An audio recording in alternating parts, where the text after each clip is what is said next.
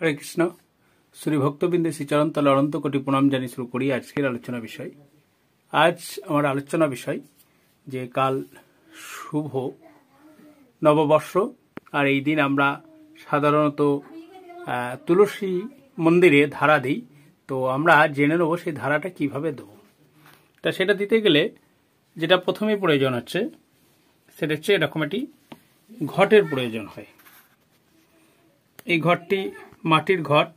যারা পারমানেন্টলি দিতে চান তারা তামার ব্যবহার করতে চান, করলে কোনো অসুবিধা কিছু নেই।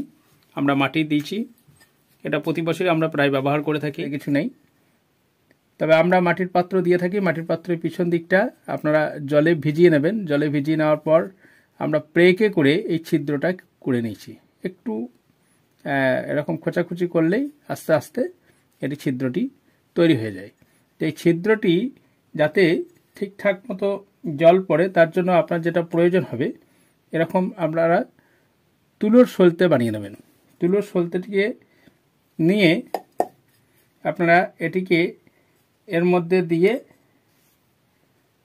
আপনারা ঠিক এটি কাঠি বা ধূপকাঠির যে অংশ অবশিষ্ট থেকে থাকে সেটি দিয়ে ঠেলে দিলেন, এদিকে চলে আসবে আর কি, এবং একটু টেনে দেবেন। দেখবেন যে এইবার এখানে আপনি জল দেবেন। জল দেওয়ার পর এটি টুপটুপ করে পড়তে থাকবে, এবং এটাকে আটকানোর জন্য এরকম একটি বিড়ে কিন্তু আপনাদের তৈরি করে নিতে হবে।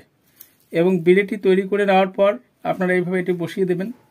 বসিয়ে দিয়ে অবশ্যই আপনারা এই ঘটে একটি স্বস্তিক চিহ্ন এঁকে দেবেন। আমাদের এখনও দেওয়া হয়নি, এটি দিয়ে দিতে হবে স্বস্তিক চিহ্ন। যারা পারবেন না কোনো অসুবিধা কিছু নেই, 3টি দাগ এরকম দিয়ে দিলেই হবে, ব্রহ্মা বিষ্ণু মহেশ্বর আর কি। তো সেটা এইভাবে দিয়ে আপনারা এই ঘরটা একটা সুতো অথবা সুতো দিলেই ভালো হয়, সুতো দিয়ে এরকম করে এক পাক দিয়ে আপনারা এখানে বেঁধে দেবেন, যাতে ঘরটা নড়বে না।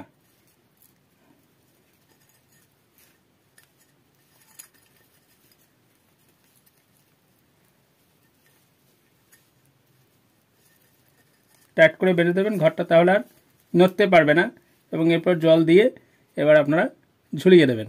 এবং এটা ঝোলানো যেতে পারে, যাদের অসুবিধা ঝোলানোর জায়গা নেই তারা দুই সাইডে আপনারা লাঠি দিয়ে আর কি এরকম মাঝখানে 3টে দণ্ড দিয়ে এরকম করে বেঁধে দিতে পারেন, অথবা এইখান থেকে বেঁধেও দিতে পারেন। কিন্তু আমার মনে হয় এইভাবে দিলেই সেফ বেশি থাকে।